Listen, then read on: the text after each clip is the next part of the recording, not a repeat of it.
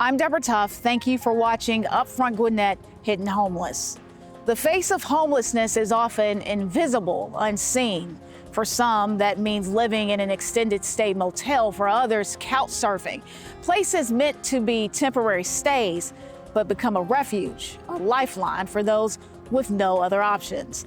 This is a story of a young mother of 5 who fled across the country to fight for her life, fight for her children, and find herself in the unlikeliest of places, Gwinnett County. I got in a motel due to the rent getting high, I couldn't afford it, then lost a job. I alternate children from the chair to the floor, so everybody's not certainly far sleeping on the floor every night. They have an extra ball of energy due to not being able to get out as much as we could if we didn't live here. It's hard to try to keep everybody quiet and, doing what they're doing on a normal basis, being kids, because there's so many kids and you can't have so many people in one room. After I got off of work,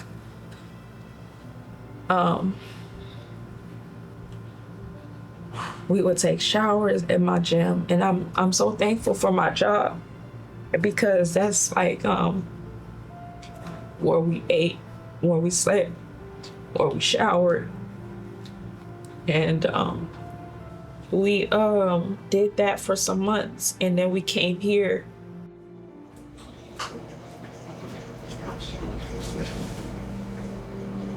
Hush up. Hey, baby. It's time to get up and get going. Come on, get up. Come on. Time to get going. Purity Muhammad and her children have called this small extended stay hotel room home for months. It's their sanctuary and their prison. An escape from violence, yet a constant reminder of how far they are from a true home. It's one of those struggles day to day. How I keep it organized is by having to do it multiple times of the day and teaching them how to do it. With 5 children under the age of 9, Muhammad fled from an abusive partner seeking safety and stability. But even after escaping the violence in Arizona, Florida, and again in Georgia, her struggles were far from over. Life became a daily fight for survival, trapped in a system meant for short-term stays.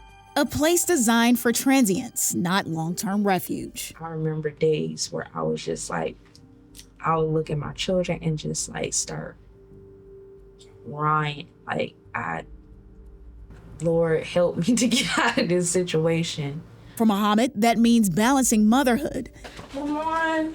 managing the kids' school needs, and working odd jobs to cover the motel's weekly fees that often surpass the cost of monthly rent. I've been stressing a little bit. So I've been like $400 and something behind on my room. And I'm like, how am I gonna pay for this? And I'm doing DoorDash, I'm doing Uber Eats. I'm, trying to figure stuff out.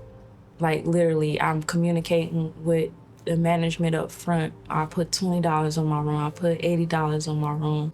Is there no end in sight? For a lot of these families, there really isn't. And that's because motels are not inexpensive. Joy Monroe is the founder of the Single Parent Alliance and Resource Center, or SPARC.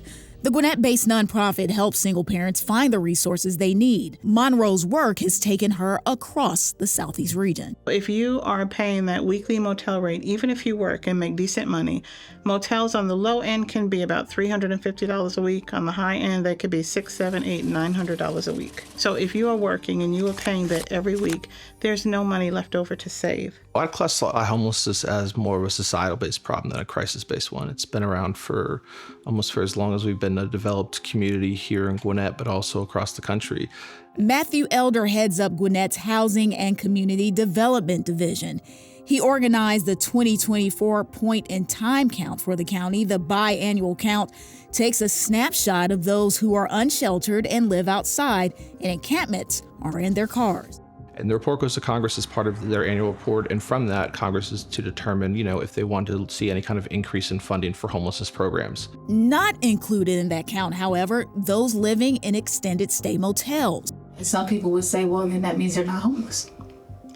They are not. They're not unsheltered, but they are homeless. because they do not have all of the rights that you get if you are renting an apartment or if you own a home. If you look at the most recent report from the Georgia Department of Education, during the 2023 through 2024 school year, Gwinnett County had the highest number of homeless students of any school system in the entire state of Georgia. However, 90+% of those students who were identified as homeless don't qualify under the HUD definitions of homeless. So what does this mean for parents like Muhammad? After our initial story, we wanted to check back in, so we visited her again at the motel where she's staying. The last time we met, Muhammad was holding down a part-time job at a local gym. But they took me off the schedule. I still have my membership, which is cool. I go there, take my children when I want to, or visit my friends and have a me time. But yeah, they took me off the schedule. This day for Purity did not just bring challenges, it got worse. Please do balance or invitation out. That's in one day. That's tomorrow. You are hereby given notice that payment must be received in full no later than given date by 11. If not received, you will have to vacate your room. If you do not vacate voluntarily, you will be forced to call police and have you removed. That's $109. I hate when I get those letters. It's really stressful. With an eviction notice and less than a day to pay, she faces a choice no mother should ever have to make.